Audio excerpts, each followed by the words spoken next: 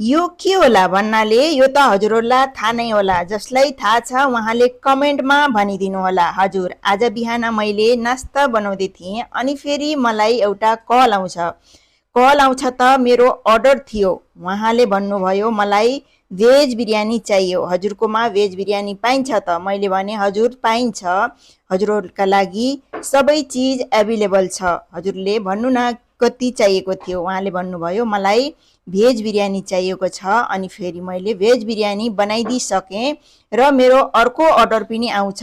र अर्को अर्डर के थियो भन्दाखेरि मेरो हट गार्लिक चिकन विङ्स।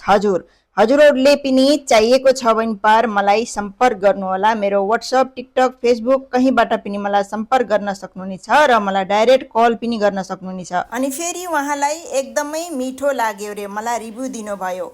हजुरहरूको लागि पनि चाहिएको छ भने कल गर्न सक्नुहुनेछ। Thank you so much.